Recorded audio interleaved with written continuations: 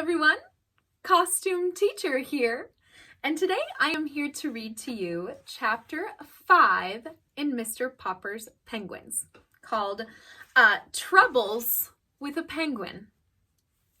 Imagine that, having some trouble with a penguin in your house. All right, so the vocabulary words I want to make sure you're familiar with in this chapter are the following words. Icebox. Can everyone say icebox? That actually came up a lot in the last chapter, and I think we were on the same page on that, but that means refrigerator. And then let's see, on page 32 is the word unsympathetic. Can everyone say unsympathetic? That means not caring about how someone else feels. Ooh, I hope no one's being unsympathetic today or any day. All right, then on page 33 is the word indignantly. Can everyone say indignantly? That means to be angry. Oh, we've been there, haven't we? Relatable. And then on page 36 is the word remodeled. Can everyone say remodeled? That means to be made over or rebuilt. Perhaps some of you have had something remodeled in your home. All right, speaking of remodeled, I think there's going to be something about that refrigerator icebox situation that we started hearing about in the last chapter. So, if you are following along with a copy of the book like me, then please turn to page 29. If not, just listen to me read. Okay. All right. Troubles with a Penguin, chapter 5. The next day was quite eventful at 432 Proudfoot Avenue. First, there was the serviceman, and then the policeman, and then the trouble about the license. Okay, buckle up. Captain Cook was in the children's room, watching Janie and Bill put together a jigsaw puzzle on the floor. Oh, that sounds lovely. I love puzzles. He was very good about not disturbing the pieces after Bill had spanked him for eating one. Okay. No comment. Maybe a comment. I don't know. I mean, should penguins get in trouble over almost eating a piece of puzzles? Okay, back to the story.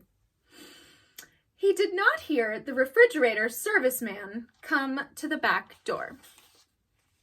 Mrs. Popper had gone marketing for canned shrimps for the penguin, so that Mr. Popper was alone in the kitchen to explain to the serviceman what he wanted done to the refrigerator.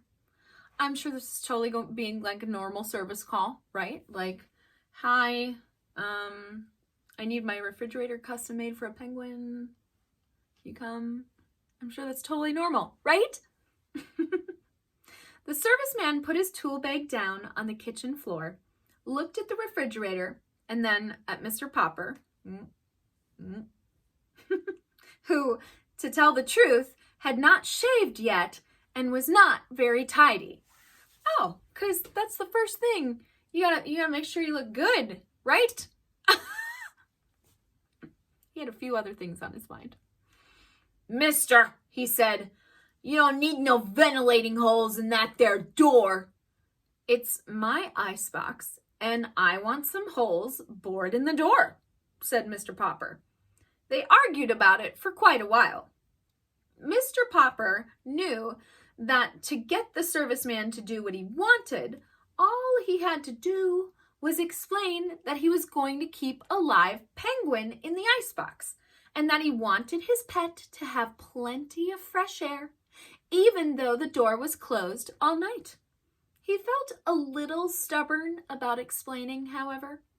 He didn't want to discuss Captain Cook with this unsympathetic serviceman who was already staring at Mr. Popper as if he thought Mr. Popper was not quite right in the head. Warranted, but don't, right? Can you all stare at me like I'm not quite right in the head? Yep, sounds about right. Okay, moving on. Come on, do what I said Mr. Popper. I'm paying you for it. With what? Asked the serviceman. Mr. Popper gave him a $5 bill. It made him a little sad to think how many beans it would have bought for Mrs. Popper and the children. The serviceman examined the bill carefully, as if he didn't trust Mr. Popper too much. But at last he put it in his pocket, took a drill from his tool bag, and made 5 small holes in a neat pattern on the refrigerator door. Now, said Mr. Popper, don't get up. Wait a minute. There's one more thing. Ugh, now what? Said the serviceman. I suppose now you want me to take the door off its hinges to let in a little more air. Ugh, or do you want me to make a radio set out of your ice box? Don't get funny, said Mr. Popper indignantly. That is no way to talk. Believe it or not, I know what I'm doing. I mean, having you do. I want you to fix an extra handle on the inside of that box so it can be opened from the inside of the box. That, said the serviceman, is a fine idea. You want an extra handle on the inside? Sure. He picked up his tool bag. Aren't you going to do it for me? Asked Mr. Popper. Oh, sure, said the serviceman, edging towards the back door. He's like, bye.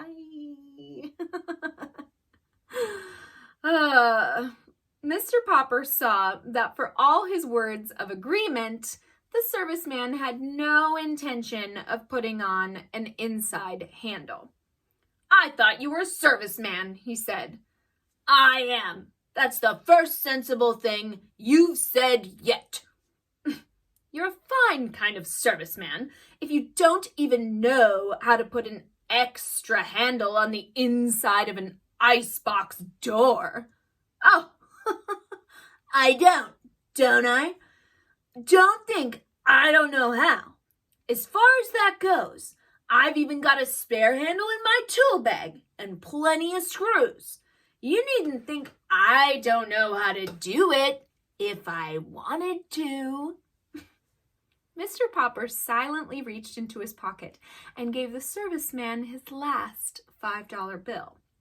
He was pretty sure that Mrs. Popper would be annoyed at him for spending all that money, but it could not be helped. Mister, said the serviceman, you win. I'll fix your extra handle. And while I'm doing it, you sit down on that chair over there facing me, where I can keep an eye on you. Fair enough, said Mr. Popper, sitting down. The serviceman was still on the floor, putting in the final screws that held the new handle in place, when the penguin came out of the kitchen on his silent pink feet. Surprised at seeing a strange man sitting on the floor, Captain Cook quietly walked over and began to peck at him curiously. This is going to go well. But the serviceman was even more surprised than Captain Cook.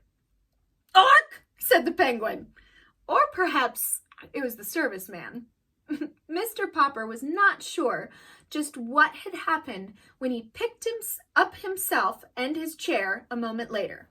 There had been a shower of flying tools, a violent slamming of the door, and the serviceman was gone. These sudden noises, of course, brought the children running. Mr. Popper showed them how the refrigerator was now all remodeled for the penguin. He showed Captain Cook, too, by shutting him inside it. The penguin at once noticed the shiny new inside handle and bit it with his usual curiosity.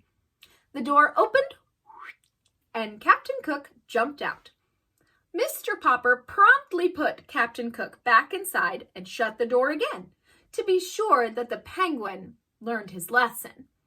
Before long, Captain Cook became quite skillful at getting out and was ready to be taught how to get inside when the door was shut. By the time the policeman came to the back door, Captain Cook was going in and out of the refrigerator as easily as if he had lived in one all his life.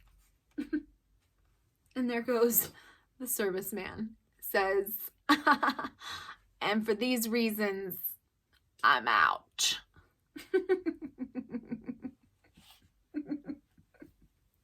It's like that SpongeBob meme where he says, all right, I'm gonna head out.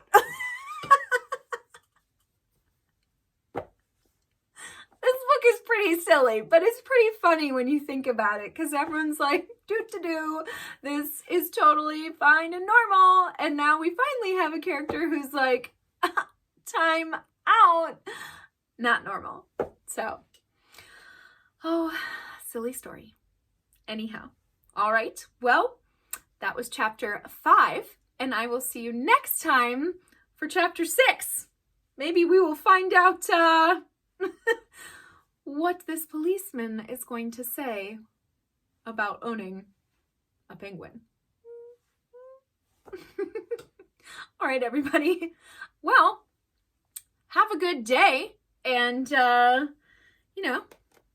make sure if you're making some customized changes to things in your house, a little remodeling, you fully disclose what those changes are for. Seems like it'd be a good idea. All right, everyone, have a great day, and I will see you next time.